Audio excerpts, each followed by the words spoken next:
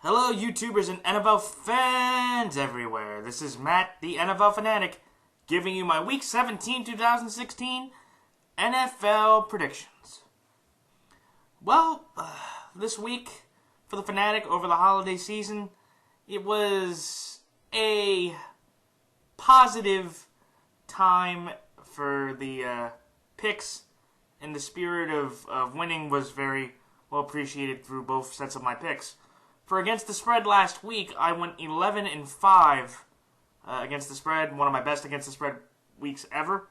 And straight up, I had a down week, especially from the 13-3 week I had before, at 9-7. Though, let's be honest, everybody, I don't think anybody expected the Jacksonville Jaguars to beat the Titans. Nobody expected the Cleveland Browns to beat the San Diego Chargers. Except one person. Shout out to Bridgewater's finest. Check him out on YouTube. He has been the one lone Cleveland trumpeter through the whole year. And he said that the Browns were not an 0-16 team. And the Browns came through for you. So, JR, Bridgewater's finest, shout out to you. Congratulations to your Browns and your prophecy. It came true. Congrats for that. I did call the San Fran LA game. I will be happy with that. I also want to shout out one of my commenters from last week, Eric Church. He is a big Miami fan. He told me not to sleep on the Dolphins. I did, and it was a close game. But at the end of the day, when you have Rex Ryan, who got fired, Rex and Rob Ryan got fired today, when you have a 10-man defensive field, when you can have 11, and J.H.I.E. runs a 56-yard run, that's all on Rex Ryan's fault, and that's the Bills' fault for not being able to capitalize on that game. So shout out to Eric Church. Congrats to your Miami Dolphins. First playoff appearance since 2008. And for Adam Gase, Coach of the Year candidate, top 5 in my opinion. I'm happy for the Dolphins. Congratulations.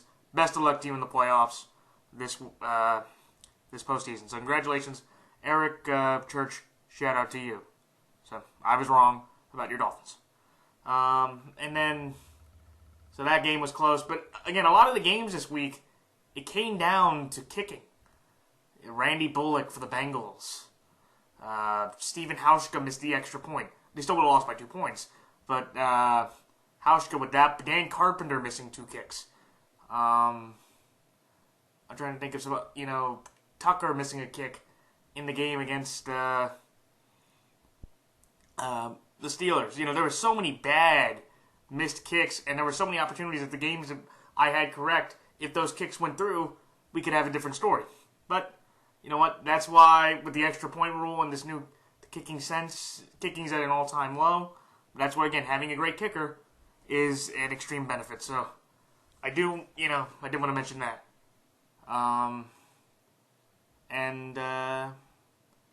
So, time for my picks. I was going to say overall records. So now against the spread, I achieved my 500 goal. I am now 113, 111, and 8 against the spread this year. That's 50.4%. I did it. I hope for the last week of the year I can at least be 8-8 to keep the 500 area around or be above that. And now straight up, I am 146, 90, and 2, which equals about 61.9%, or 61.8%.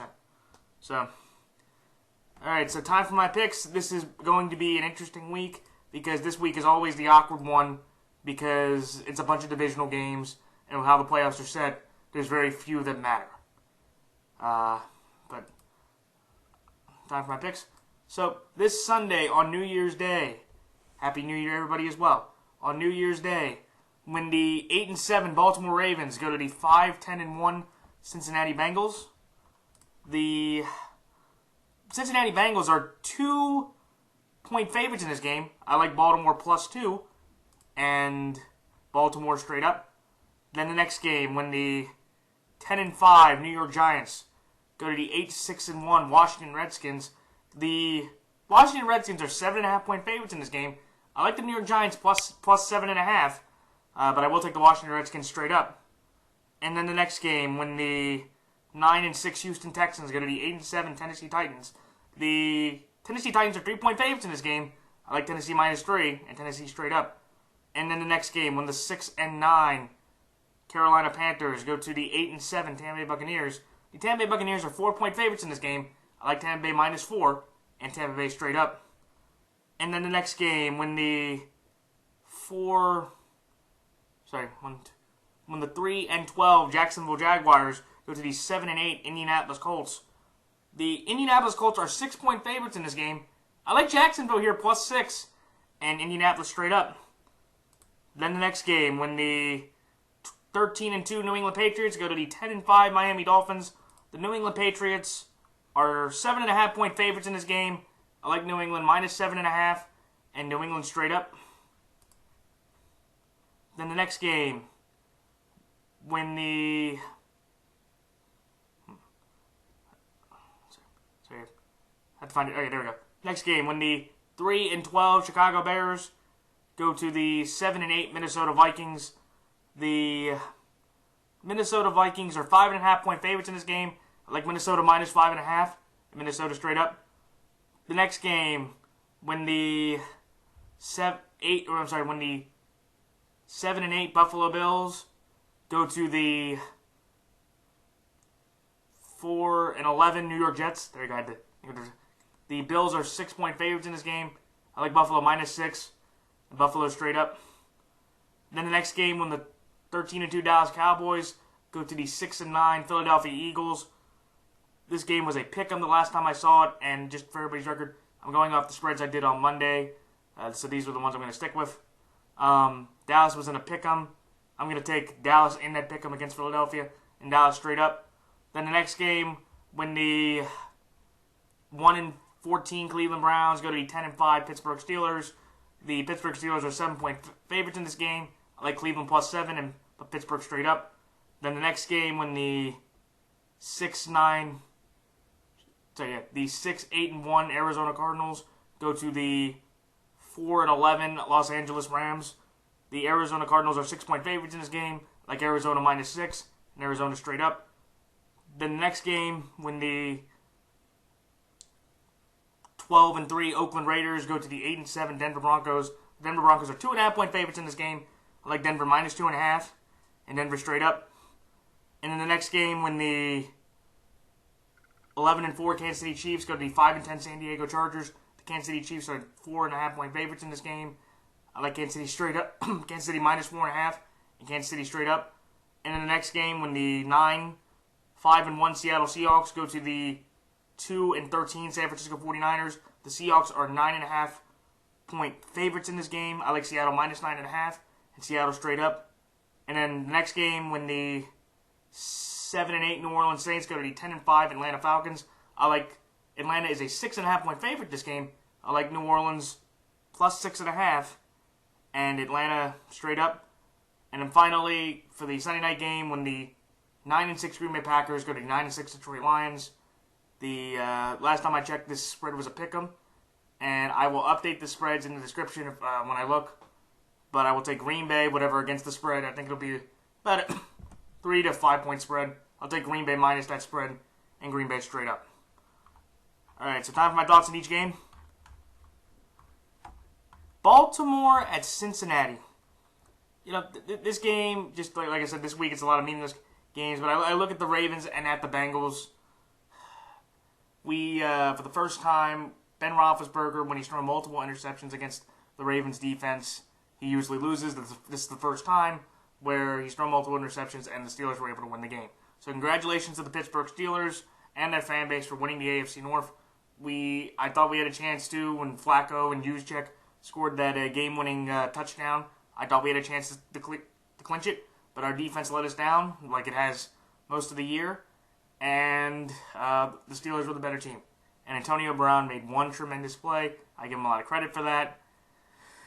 And I think, the Ravens, Harbaugh and the staff will be safe because we improved possibly to, I think, a 9-7 record. That's an improvement from a 5-11 season the year before. But in my honest opinion, if we don't make the playoffs next year, John Harbaugh and the staff deserve to get fired. Because, again, we had a bad year. We improved this year. We need a playoff appearance next year for Harbaugh to keep his job. I think we have a team that's talented enough to make the playoffs. I don't know if we will because, again, it's inconsistent. I know we can be in a lot of games, but I just don't know if we can close. You know, the big games that we need. And you can look at games at Oakland home game, Washington home game, Giants road game, Jets on the road in New England. There were a lot of close games, like the Ravens have had over the last 2 years, where we were fighting tooth and nail to about the very end, but we could never close as many deals as we should have to be in a better spot. But when you look at Baltimore and we look at Cincinnati, Andy Dalton is an embarrassing 5-11 in primetime games. It's kind of amazing that that the Bengals, just for some random reason, cannot win in primetime. And also, I do want to congratulate Brandon LaFell, though. He did have an 86-yard touchdown reception, which is the second longest of his career. He also had another 86-yard touchdown reception on Christmas Eve back in 2011. So that's pretty convenient there that his two second longest TD receptions both came on Christmas Day. And I also want to congratulate Geno Atkins. He's been doing pretty well, though, for the Bengals. 3 straight sacks. Now he's at 8.5 sacks for Geno Atkins this year. But I'm going to take the Ravens here because the Bengals, they're playing with their backup tight end. They're playing without A.J. Green. And honestly, for those guys, this game is meaningless. And I think with our guys that we're going to have play, if Steve wants to play in his final game of his career, and Steve Swift is now tied for 12th all-time in, I believe, 12th in receptions, so congratulations to him.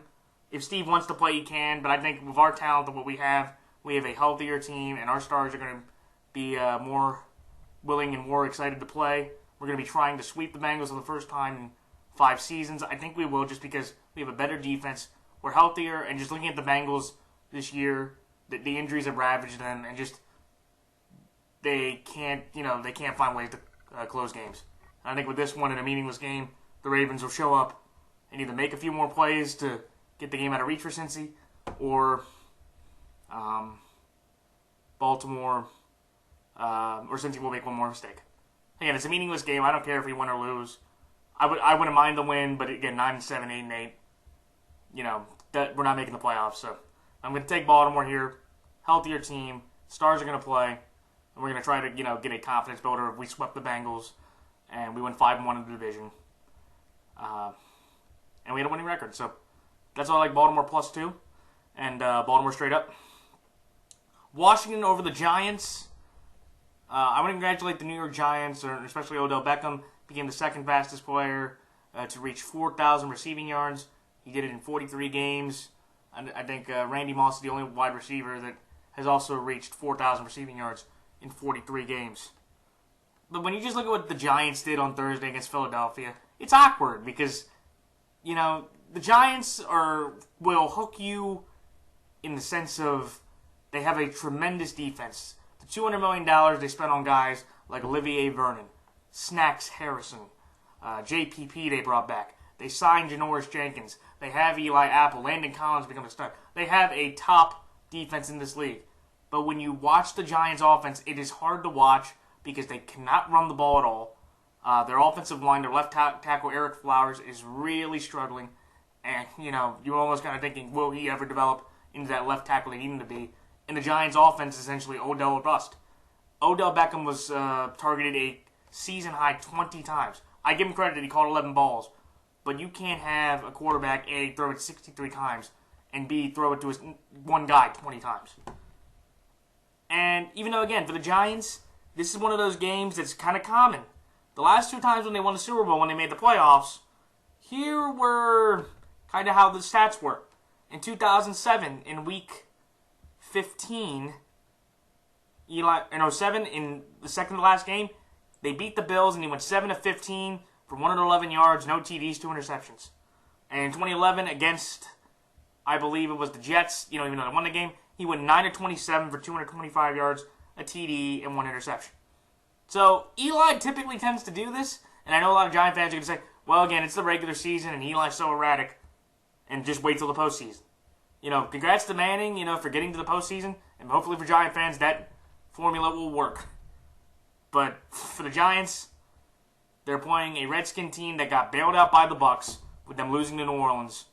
And with the whole situation in the NFC, for that last spot, they are in the perfect position. the Giants are playing for nothing. They are locked in as the 5 seed. So if I were the Giants, I expect them to either play their starters for about a quarter and then rest them, or not even play them at all. The Redskins are going to be at home. They beat this team earlier in New York. And just seeing the confidence they had over Chicago. I know it's Chicago. But I think with that lack of pressure saying the Giants are going to, try their hardest or the game really matters. I think with that, though, I do think the Redskins will win this game. Kirk Cousins, I'm going to congratulate him. He became the first quarterback with 2 rushing touchdowns this year. And the Redskins have 2 back-to-back winning seasons for the first time since 1991 and 1992. And also, Josh Norman got 2 picks in the game. That's his first multi-interception game since Week 4. And it's the first 5-turnover game for the Redskins defense since the 2010 season when they got 6 turnovers by Jay Cutler and his offense against Chicago Bears.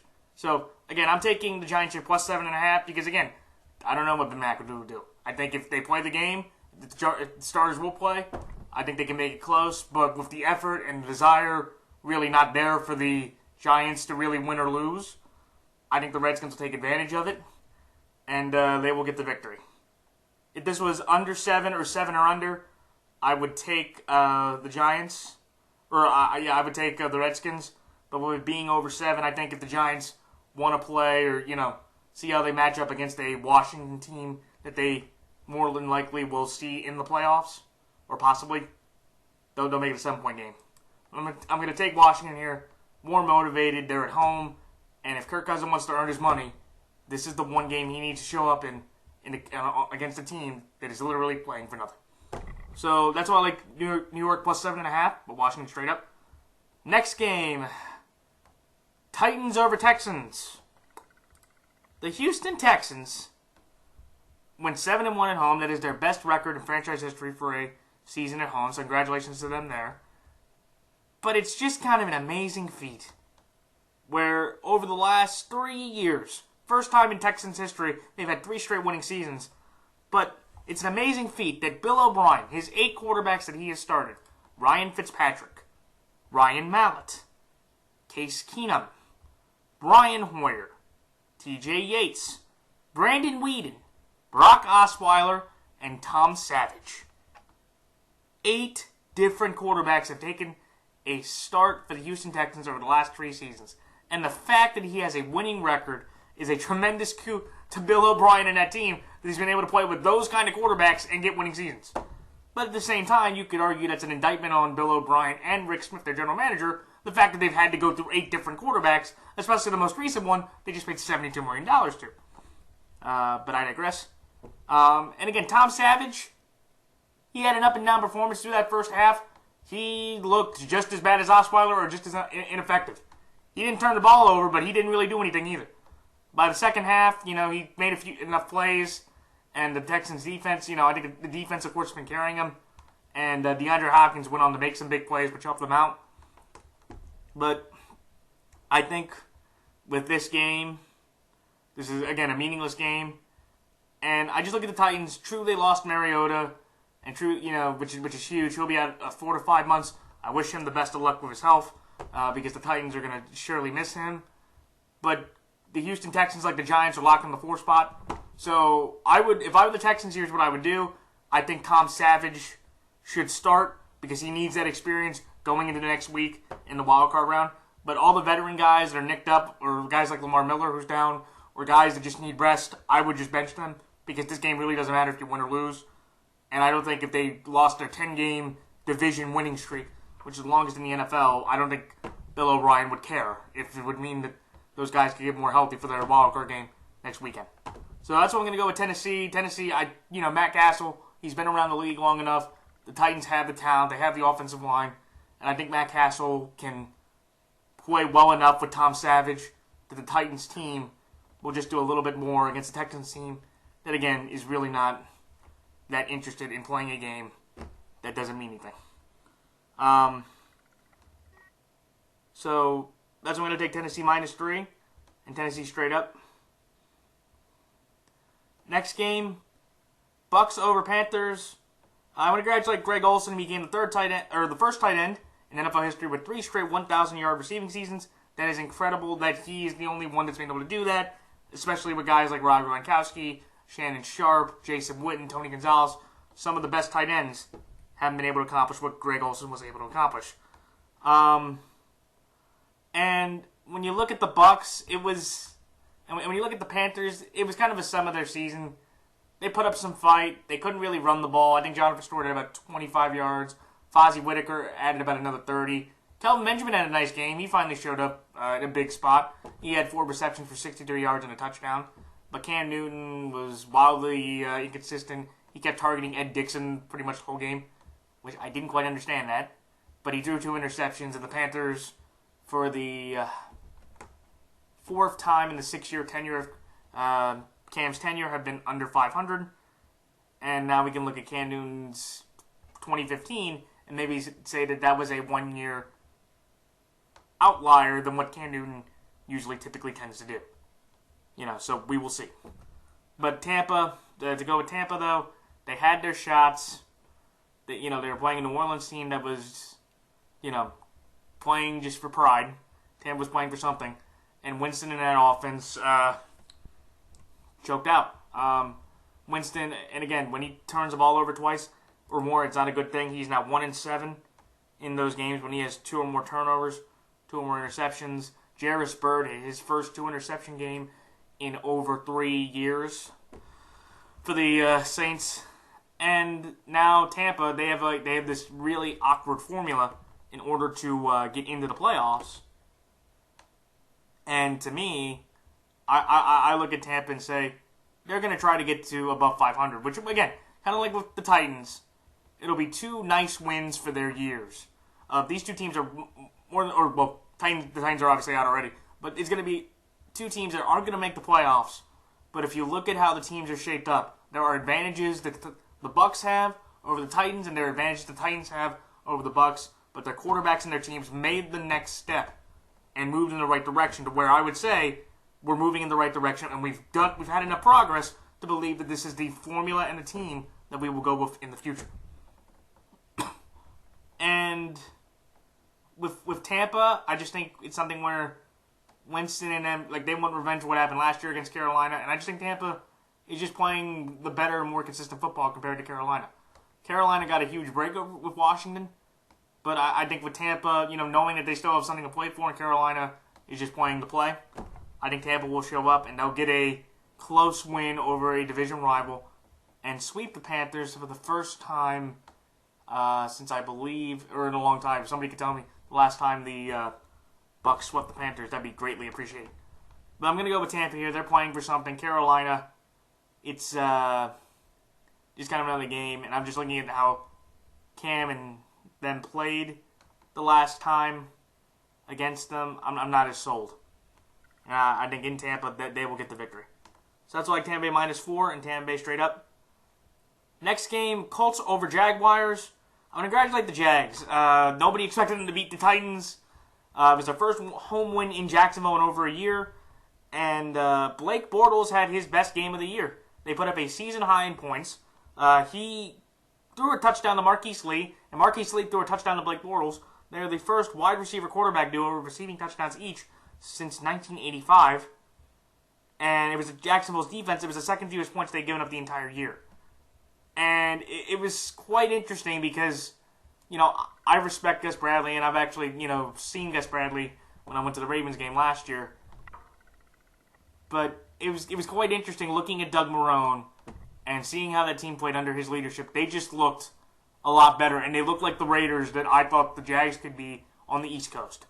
They looked consistent. All their weapons were doing really well. They were making big plays in the defense. All those defensive starlets were working out. And you're looking at Doug Marrone and saying he probably might not get the job, but if he can beat the Colts, those 2 wins at the end of the year, he's now 11-7 in his last 18 games. That's a credit to say he at least deserves an interview. And they're playing an Indy team that is just, they already beat Indy earlier in the year. But I think with how Andrew Luck and his team has been playing, for the first time in Andrew Luck's career, he actually didn't get sacked in back-to-back games, which is quite impressive since that offensive line for Indy's, another YouTube prognosticator, Brother Poet, Shout out to him. Check out his videos. He's a huge Colts fan. And me and him have had plenty of conversation about Andrew Luck. The Indianapolis offensive line is the worst in the NFL. So, congratulations for that offensive line, especially against the Raiders and Vikings pass rush, for not giving up a sack. However, for Indy, this is one of those games where also Frank Gore, I want to congratulate him as well. He became the first running back of 11 straight 1,100-plus yard seasons from scrimmage in NFL history. And this is the first time for the Colts since 97 and 98 that the Colts are going to have two consecutive non-winning seasons. So, they've been very fortunate for a while to not have this kind of part where they're in. But I'm going to take Indy here just because I think at home, knowing what Jacksonville is, I think Andrew Luck, will step up with that. If that offensive line can protect well enough. I don't know, against the Jacksonville defense, I think he got sacked 6 times the last time they played him in London. But I'm just going to trust Andrew Luck in this team to show that the Colts will have something positive to build off of.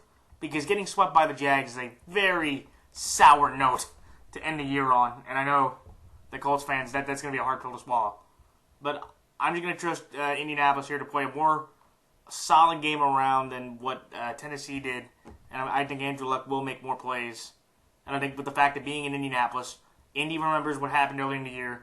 They want revenge for that. And that will be enough to carry the Colts to a win over the Jags. But I think it will be close, so I'm going to take Jacksonville. Here's points, because I think 6. I think it'll be a 3 or 4 point game. Because if the Jags can play like they did against Tennessee, they sure can do that against an Indy defense that they beat earlier last year, even with Gus Bradley. So that's all like Jacksonville plus 6 and Indianapolis straight up. Next game, Patriots over Dolphins.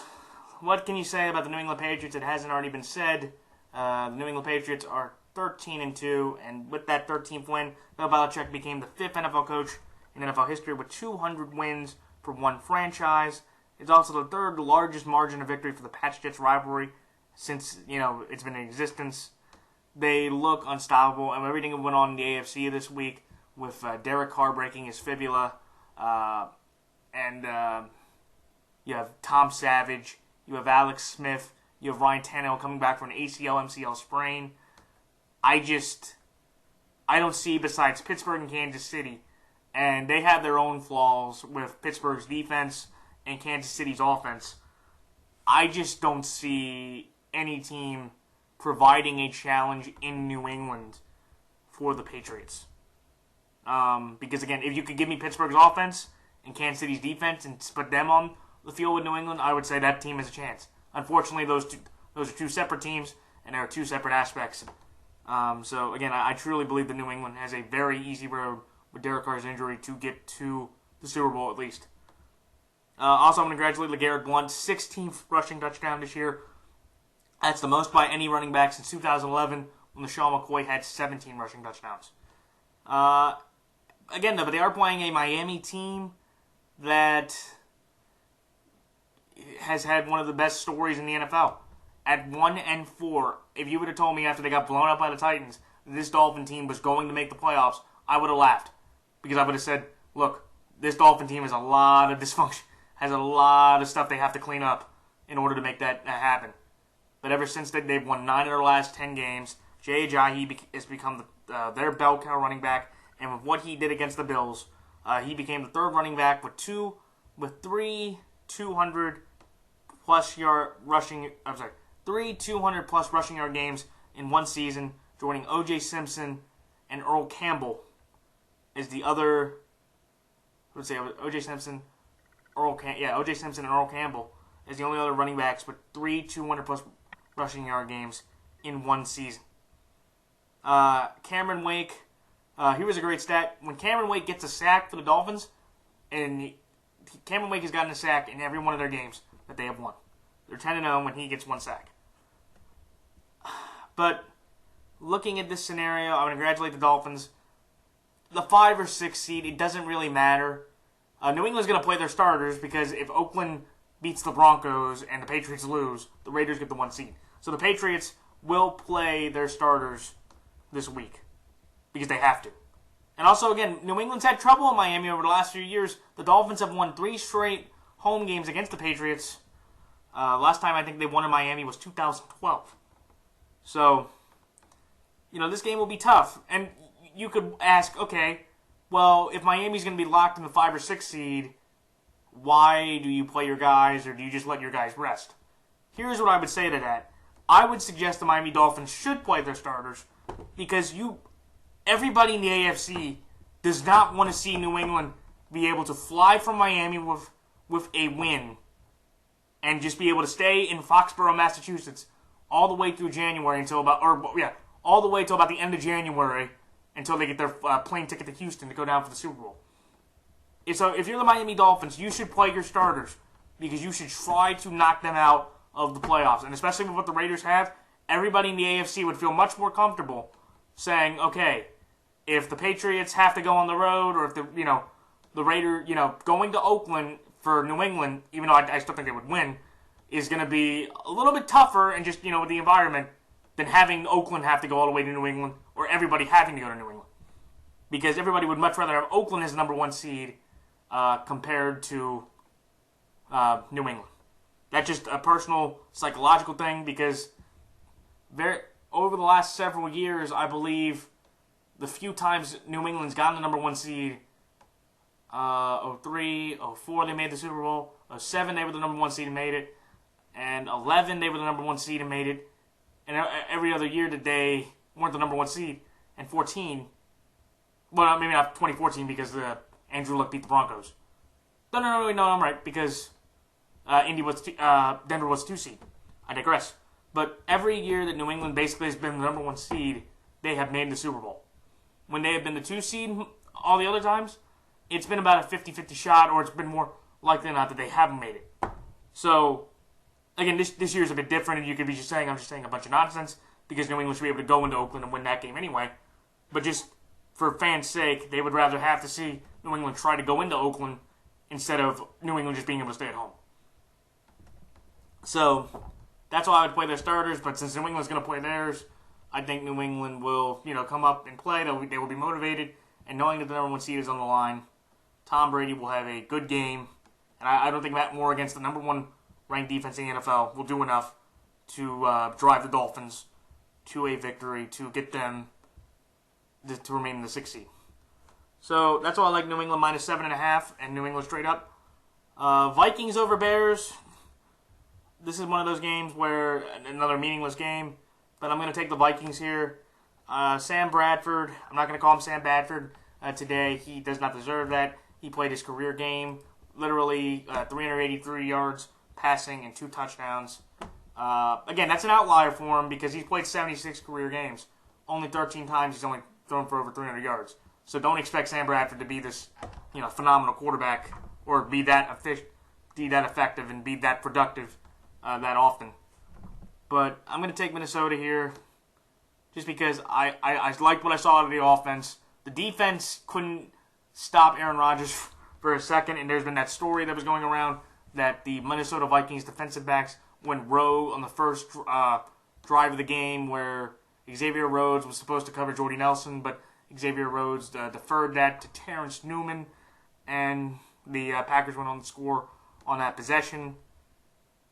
And I think there will be some discipline. There's probably some fine handed out to Xavier and Terrence because they blatantly disobeyed their head coach. And I think that Mike Zimmer has earned enough respect from those guys that, and just knowing his personality, he will discipline them. But they'll get over this, and they want revenge for what happened earlier in the year when Jay Cutler beat them in a game that they should not have lost.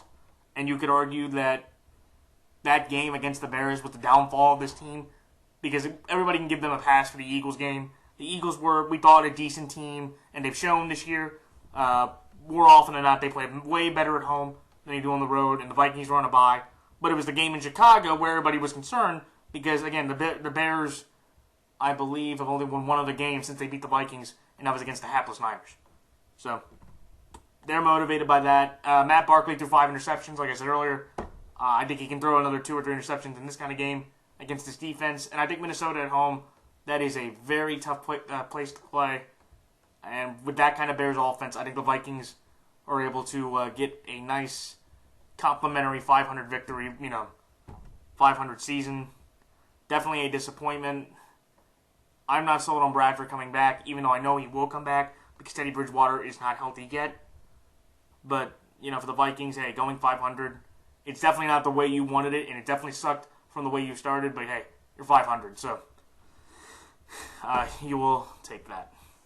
So, that's like Minnesota minus 5.5, and Minnesota straight up.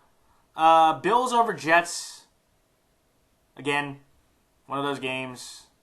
Doesn't really matter. I'm going to take the Bills here because I've seen the Jets, and the Jets are the Jets. And I know Rex Ryan got fired. He was rightfully fired.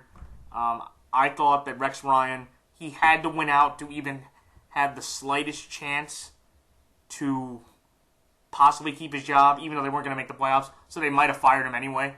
But I would have said that if he got to 9-7, that would have been only their second winning season in the last 12 years. And for Rex, he did improve them by a game.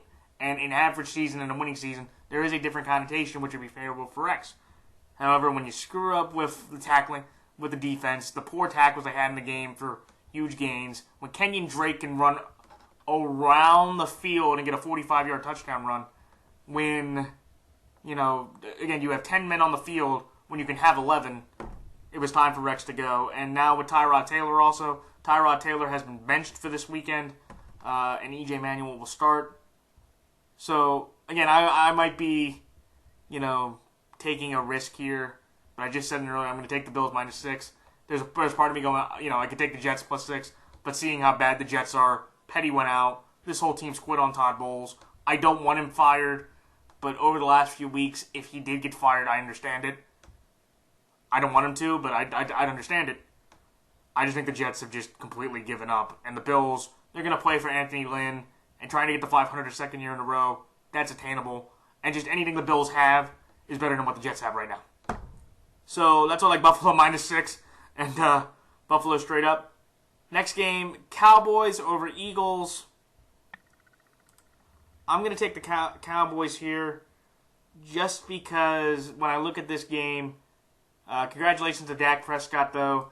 He ties the NFL rookie record with 13 wins for a rookie with Ben Roethlisberger. Even though, again, Ben Roethlisberger went 13-0. And Dak is 13-2. Even though, again, if you take just out the New York Giants, he's 13-0 just like Ben is. And he's put up way better numbers than Ben did. And that was with a better defense and a similar type of running game. Dak definitely has the advantage at offensive line and receivers. But the running game Ben had was kind of comparable to what Zeke was doing. And the Pittsburgh defense was way better than what Dallas' defense has been able to do this year. So I want to congratulate Dak for that. Also, Ezekiel Elliott, another 80 yards, another 2-touchdown game. This Cowboy team is clearly the best team in the NFC. And their defense has been improving after giving up 3 straight touchdown drives to start the game. They didn't give a touchdown the rest of the game. And when you look at Dallas, I just think, again, it's something where I don't expect Dak, Zeke, or a lot of the starters to play the whole game. I would give them a quarter, maybe even a series.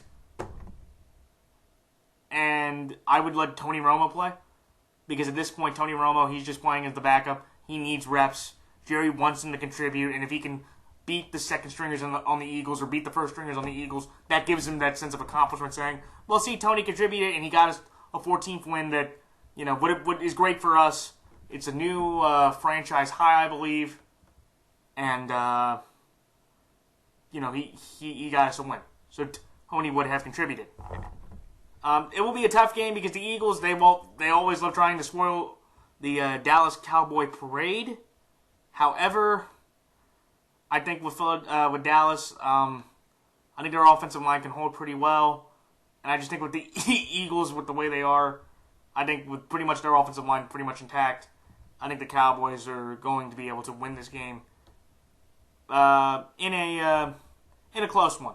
Because Dallas will kind of end or kind of let off at a certain point in the game. And the Eagles may win this game just because, again, the Eagles are playing, with their starters. And they're just trying to get another win to help boost their stock. And also another win would help the Eagles with the Vikings draft stock, because if they win and the Vikings lose, the Vikings pick will be higher. Or, I'm sorry, lower, which helps the Eagles because they get the Vikings first round pick. Yeah, I'm going to take Dallas here. I think Romo plays a bit here. And I think Romo, with what he would have around him, even with the backups, could beat Carson Wentz with what he has around him as starters. It'll be a good game, and Philadelphia may win the game. I wouldn't be that surprised, but I'm going to take Dallas here. Just the whole team just has been gelling tremendously, and I just trust that over a Philadelphia team, even that's gained some confidence back with their first division win of the year and Carson Wentz's first division win of his career. So that's like Dallas on a pick-em, and Dallas straight up. Pittsburgh over Cleveland. Pittsburgh is like Houston. They are locked in the 3 seed, so this game does not matter. If I'm Pittsburgh, I rest my starters because they don't need to play in this game. It's meaningless, and you just need to rest them up for the game next week against probably the Miami Dolphins. And Cleveland's so bad, even though, again, congratulations to Cleveland. Ended a 17-game losing streak, and they even won a game when they got sacked 9 times. That hadn't been done in several years when a team had given up that many sacks. But I'm going to take Pittsburgh here, just because, again, I think their second stringers can at least win the game against the Browns. I'm going to take the Browns here +6, because I think the Browns, if the Steelers' second stringers, let them in too long, the Browns could end up winning. But if Cody Kessler's the quarterback, I think Landry Jones and that offense, with what they have in the backups, can do enough at home to beat the Cleveland Browns. Again, congrats to Cleveland. You got your win. You let the 0-16 line stay in the winless club. Oh, okay, well, them and the Tampa Bay Buccaneers. You let them stay in that winless club. But for Pittsburgh Love, this is just a win that, again, can matter, won't matter. But I think with their talent, even their second stringers, will be enough to win the game. So that's why I like Cleveland +6, but Pittsburgh straight up. Cardinals over Rams. I told everybody the Arizona Cardinals, when I said +9, a lot of people were saying, oh, that's nuts, Seattle should be able to win. And I was like, no, this Arizona Cardinal team, they're the one team in the NFL in the Wilson Carroll era that has gone to Seattle now 3 times. 3 times under Bruce Arians, and have beaten the Seahawks at home. Just to put that in perspective, let's see. The Cowboys beat them in Seattle. The Panthers beat them in Seattle. And I'm trying to get 3 Cardinals. And the Rams. That's it. So the Rams, Panthers, and Cowboys all have 1 win against Seattle in the last 5 years. All the other teams haven't been able to beat them in Seattle. Those guys have 3 wins. Those 3 franchises combined. Arizona, as one franchise, has gone into Seattle now 3 times and have beaten the Seattle Seahawks at home. So, just, for a little bit of my own credit, I knew that Arizona could go in there and at least put up a fight. I didn't expect them to win, but I will take that saying Arizona knows how to play Seattle in Seattle for some random reason. Also, congrats to Catanzaro. He made a 43-yard field goal, in that clutch situation. Very Andrew Franks-like for the Dolphins-Bills game. And just for how his year's been, that's a satisfying kick that, if he ends up getting another job or ends up getting cut, at least we'll have that moment. But they're playing the LA Rams, who have not won a home game since against Seattle. And it's the LA Rams. Look, the Cardinals are angry about the fact that they lost to the Rams earlier in the year in Arizona. And just looking at the Rams, I'm like, this is the Rams. They have a lot of rebuilding to do. Jared Goff and the Rams offense and that team had a great game. But there's a huge difference between playing the Niners and playing the Cardinals. And the Cardinals, look, getting 2 wins like this, 2 division wins, that'll help. 7-8-1. You could argue they could be a 500 team. They definitely underachieved from what everybody expected. But still, if you want to give them a 500 season, that's pretty good that, through all that, up and down turmoil, they ended up still being a possible 500 team. They're not going to be, but, I'm going to take Arizona here. Arizona's just too powerful. And LA is just moving on to next year. So that's like Arizona -6 and Arizona straight up. Next game, Broncos over Raiders. This is one of those games that it's really tough because, I feel bad for Derek Carr. who had elevated his gameplay to the franchise quarterback level. And it's such a shame to see him go down. I think they said with his injury, unlike Mariota's, it's about a 4 to 6 week recovery, so I wish him a very quick recovery. But with Matt McGloin, I don't think the Raiders will be able to win a playoff game with him.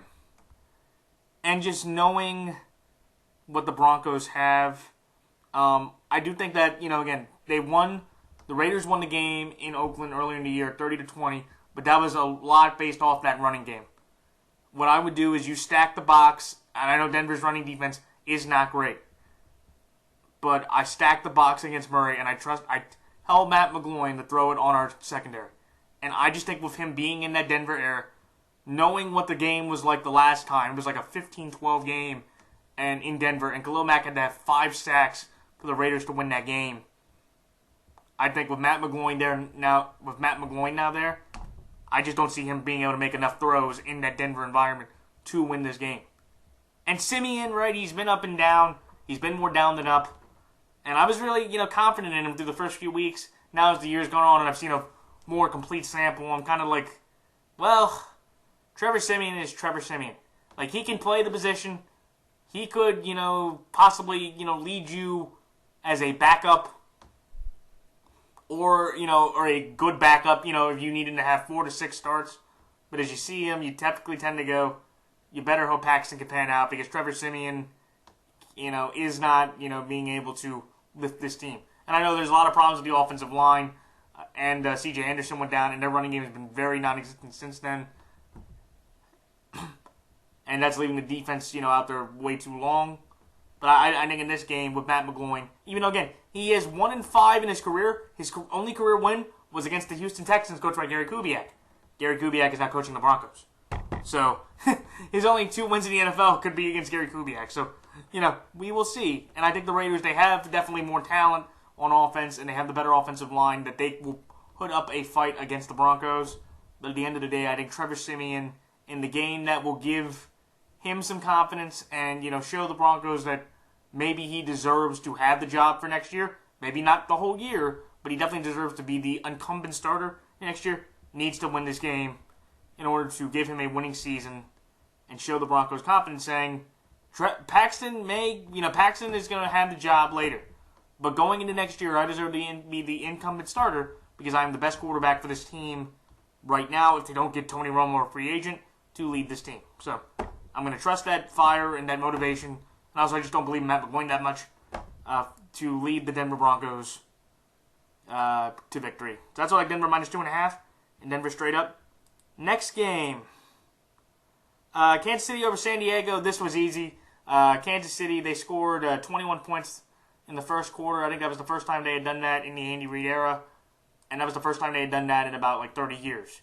I was extremely grateful because I picked up Tyreek Hill in one of my fantasy leagues, and I had Travis Kelce as my tight end.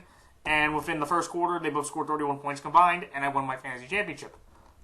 So shout out to Tyreek Hill and Travis Kelce. Thank you for winning me my first fantasy title in 7 years. So I digress. But Kansas City, they are playing for something. They have a very balanced team. I enjoy the defense. I think that the offense can do enough. The defense does enough. And the whole team just goes quietly. And, again, they've had their problems. And Oakland this year, you kind of see it. Kansas City can beat the Raiders.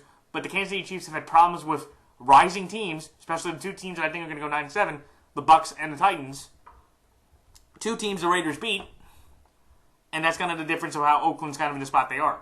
But I think with Kansas City, again, they've won 9 straight games in division.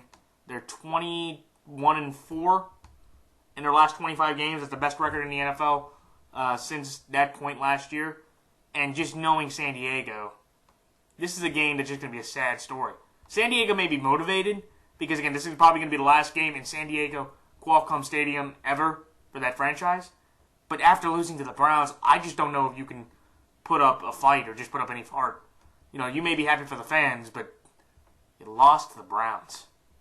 It would be just appropriate. Remember, this was a team that in week 1, you had a 17-point lead on the fourth quarter. You choked it away. at their home place, but still, there's something about this Chief team over the last few years. Every time the, Chargers need something big, or every time the Chargers have to, get something to start something good, or, they always run into the Chiefs, and by the end of it, they choke it out, and the Chiefs get the win. And just knowing what the Chargers are going to do, they're going to be motivated to play in front of their home crowd for one last time in San Diego. I think they will put up as big a fight as they can. But at the end of the day, the Chiefs with their team, knowing that they can win the West, they'll play their starters out there, they'll out-execute, and in the last second, the Chiefs will find a way to win this game in a pretty convincing way, just because of how confident they've been and how confident they look, and San Diego's future just kind of weighing heavily on that entire team. So that's why Kansas City minus 4.5 and Kansas City straight up. Next one, Seahawks over Niners. This was fairly easy.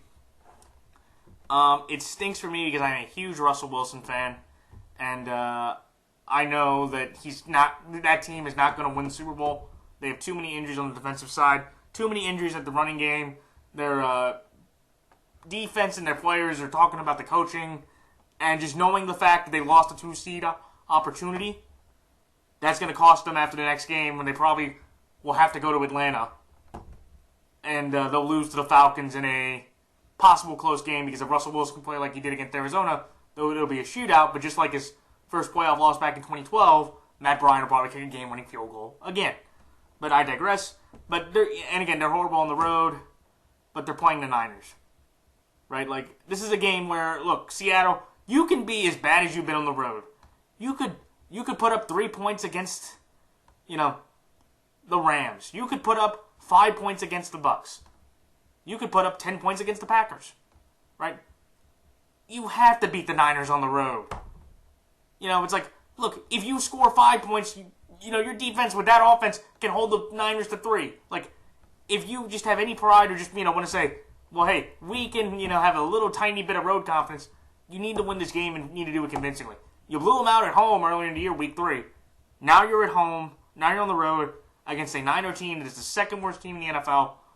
And actually, you could argue, just with the overall talent, they are the worst team because Cleveland's shown more effort. Just proved to me that, again, win a road game that you have to win. You should win by a tremendous margin and get to a 10-win season and maybe hope the Saints will upset the Falcons, which is possible, but I don't see it happen. But again, Seattle just too dominant, and it's San Francisco for crying out loud. Seahawks, it's San Francisco. If you lose to the Niners on the road, then Atlanta, when you go into Atlanta or go into the 2-seed, when you go into Atlanta, you are going to get your butts kicked if you lose to the Niners. If you could beat the Niners, you might say, okay, you got 3 road wins. And they still might get their butts kicked by Atlanta. But at least I could say, hey, they got a road win, so, they helped improve their road resume. So that's why I like Seattle minus 9.5 and Seattle straight up. Next one, Falcons over Saints. This is one where I'm going to congratulate Matt Ryan. He became the first NFL quarterback to throw a touchdown to 13 different receivers. And also, he broke his own franchise record with 34 passing touchdowns. This offense has been tremendous. It's the best in the league. Again, you have Telvin Coleman, Devontae Freeman. Great two-headed monster running back. You have Julio Jones. You have Sanu. You have an offense that any of the playoff teams in the NFC, they will have to fear, every time they step out on the field because they can score at will and they can score in a flash. And for Atlanta, I just think, again, knowing what's on the line, knowing that, if the Seahawks beat the Niners, or if they should, and they lose, they go to the 3-seed, and Seattle becomes the 2-seed. So if Atlanta beats Washington, the way I think of it, then that means Seattle would have to go back to Atlanta. I don't think Atlanta would be that scared, but they remember the last time what happened in Seattle earlier this year with the Julio Jones call that should have been called, and the Falcons probably won that game. But just knowing the fact that they could, have to go back into Seattle, that should be enough confidence against the New Orleans team that's been up and down, that they should be able to pull out this win in a big spot. But again, with New Orleans, they're putting up fights. They've won back-to-back games. They're trying to get to a 500 season for the first time in 2 years, and for the first time, and only for the second time in 2012, second time in 6 years, trying to get to a 500 or better season. And again, I think for Sean Payton's job security and just look, I think he needs to go 500. Because again, if he goes 7-9 again, 3 straight losing seasons for New Orleans, he deserves to get fired. He'll get a job. He'll probably end up going to Los Angeles. But I do think he does deserve to get fired if they lose. Because you can't have 3 straight losing seasons. I don't care what your resume is. I don't care if you're a Super Bowl winner or not. If you have 3 straight losing seasons and there's been no improvement, it's in the same record, I don't care who you are, you need to get fired. And I know people say, well, you know, it's Sean Payton and Drew Brees. They have to go together. Again, Brees is getting older. He only has 1 year technically left on his contract. I would let him go. I would let them both go and just start from scratch. Because Sean Payton with this team likely will end up being 7-9 again. But I'm going to take Atlanta here in the game just because, again, their offense has been high-powered, tremendous. They're at home, and knowing what's on the line, I expect Atlanta to show up against a New Orleans team that will put up a fight. But if I have to trust Matt Ryan and his offense or Brees and his offense, I will take Ryan and his weapons over Brees and his. So that's why I'll take New Orleans plus 6.5, but Atlanta straight up. And finally, Packers over Lions. Green Bay, 14 TDs, no interceptions in the last 6 games for last 6 games for Aaron Rodgers, during this winning streak. He's been tremendous. And one thing I know in this game is Green Bay and Detroit. I'm going to trust Green Bay's culture and history compared to Detroit's. Because again, Matthew Stafford, who is now a 4-45 in games against winning teams in the NFL, which is amazing. The last time I checked, the Packers are 9-6. You know, the last time they played in Detroit, there was another Hail Mary pass. I think it could come down to that, but I just think at the end of the day, in this Packers-Lions game, you tend to go with the better quarterback. You tend to go with the better receivers. You tend to go with the hotter team. And that is the Green Bay Packers. Sorry, Half Moon's picks. Shout out to him. I know this is going to be so Detroit if they blow this, 3-game, stand with 3 games to go. But in some ways, you know what? That's kind of maybe the essence of Detroit, and that's the sad part. I hope they don't do it for you. But I just think, again, Aaron Rodgers, how he's playing, how that team's playing, I trust that more than I do Detroit. Sounds like Green Bay in a pick 'em against the spread and straight up. And that's it for my picks. So like, comment, rate, subscribe. And please check out other NFL YouTube prognosticators. Shout outs to the Waterboy Report, Geo Knows, Hatbox. Hatbox and Billy B make great picks. The Electric Show, Andrew Warren, Logan Schiff, Dante Calcaro. I'm trying to think of any other. Bridgewater's Finest, I meant to shout out to him. The Football Guru, too. Check out all the other great NFL YouTube prognosticators. Keith Bailey. They make great picks like I do. And that's it. So, for everybody out there, have a great new year. I know for a lot of people, 2016 has been a very tough year with all the world events, all the sad events, all the deaths, all the big deaths in the celebrity world. Just today, Carrie Fisher, Princess Leia, passed away at the age of 60. Prayers to her and her family. She was very young for her age, and that was very sad.